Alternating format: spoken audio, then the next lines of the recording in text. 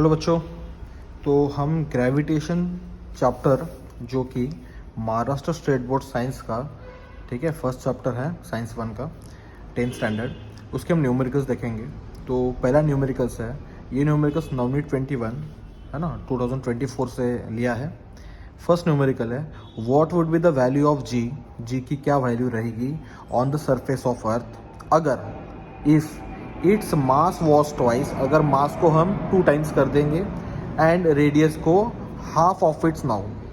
मतलब क्या है सर कि नॉर्मल अगर अर्थ है, नॉर्मल अर्थ है, इसकी रेडियस मान लेता हूँ मैं, क्या मान लेता हूँ सर, ये मैं ले लेता हूँ आर ई इसकी रेडियस है, इसका मास है एम ई, इसका एक्सेलेरेशन ड्यू टू ग्रेविटी रहेगा जी ई, ठीक है, ये नॉर्मल कंडीशन में है। तो जी की वैल्यू क्या रहेगी अगर रेडियस आधी कर देंगे, अगर रेडियस मतलब जो न्यू रेडियस है, न्यू रेडियस मतलब आर ई डैश, एक न्यू रेडियस ले लेते हैं, वो क्या हो जाएगी, जो नॉर्मल रेडियस है, नॉर्मल रेडियस है उसकी आधी, ठीक है ना। देखो radius half of its now, and जो मास है sir, it's mass was twice, मतलब जो मास है, ठीक है, मतलब एम डैश जो न्यू मास रहेगा, ठीक है, अर्थ की कंडीशन अगर अप्लाई करते हैं तो मास क्या हो जाएगा, 2 टाइम्स हो जाएगा नॉर्मल मास से, ये नॉर्मल मास से 2 टाइम्स हो जाएगा।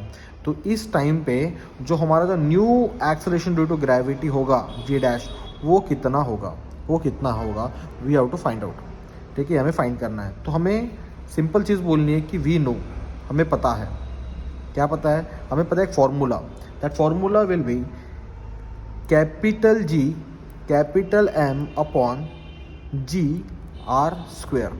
इससे हम स्मॉल जी की वैल्यू निकालेंगे, therefore g will equals to capital G capital M upon R square. अगर मैं ये जी ई है नॉर्मल अर्थ के ग्रेविटेशन, अगर मैं जी ई बोल देता हूँ तो ये मास हो जाएगा एम ई, आर हो जाएगा R E. Sir capital G को अपने क्यों नहीं किया चेंज, क्योंकि बेटा वो है यूनिवर्सल ग्रेविटेशनल कांस्टेंट, एक्चुअली वो कांस्टेंट है तो वो सेम ही रहेगा हर जगह। तो ये हो गया बेटा equation number 1 for the normal condition of the अर्थ। फिर जब हम अप्लाई करेंगे कंडीशन तो हमारा ये जी क्या हो जाएगा, जी डैश में कन्वर्ट हो जाएगा, उस टाइम पे एम ई क्या हो जाएगा, एम ई डैश में कन्वर्ट हो जाएगा, और आर ई क्या हो जाएगा, आर ई डैश का स्क्वायर हो जाएगा, राइट।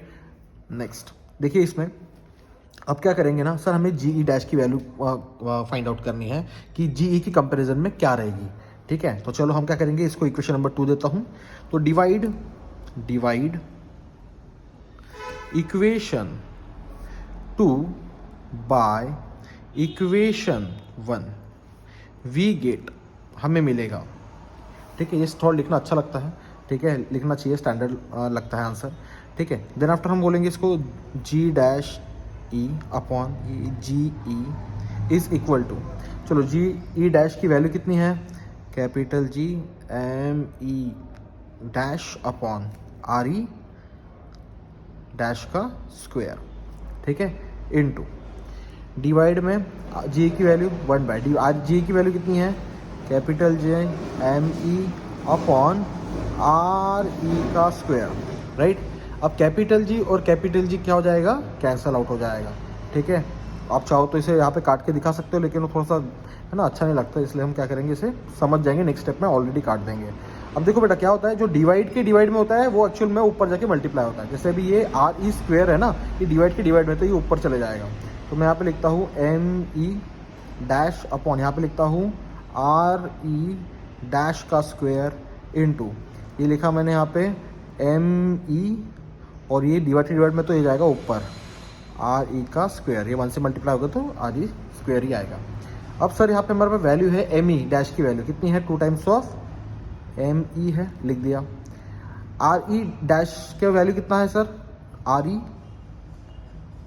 ई अपॉन 2 का, ये यहाँ पे स्क्वायर है तो इसको दोनों को क्या हो जाएगा, स्क्वायर चढ़ जाएगा, इनटू ये आ जाएगा आर ई स्क्वायर अपॉन, ये आ जाएगा बेटा एम ई, ठीक है। नेक्स्ट ध्यान दो, इधर लिखता हूँ मैं, ठीक है, ध्यान दीजिएगा कि यार 2 टाइम्स ऑफ, अच्छा ये एम ई कैंसिल, अब ये स्क्वायर आर ई को चढ़ेगा, आर ई को स्क्वायर चढ़ेगा तो ये आर ई स्क्वायर हो जाएगा, तो आर ई स्क्वायर कैंसिल, और ये स्क्वायर है 2 को भी चढ़ेगा, तो 2 का स्क्वायर 4। अब ये 4 क्या होगा, डिवाइड के डिवाइड में है तो ये जाएगा ऊपर, तो ऊपर जाएगा 4, तो 4 क्या होगा, 2 से मल्टीप्लाई होगा तो 4 टू क्या हो जाएगा 8 हो जाएगा, क्या हो जाएगा 8 हो जाएगा। M E cancel, R E square और आर ई स्क्वायर भी कैंसिल, मतलब ये जो है जी किधर गया, जी ई डैश अपॉन जी ई कितना आया 8 आया, कितना आया 8। अब इस भाई को हम उधर लेके जाएंगे जी ई को, तो जी ई डैश कितना आएगा 8 times of G E, 8 times of G E. ठीक है, इतना सिंपल था, हो गया। तो हमने लास्ट में जी की value on the surface of earth अगर मास ट्वाइस हो जाता है और रेडियस हाफ हो जाती है तो हमने फाइंड आउट कर लिया।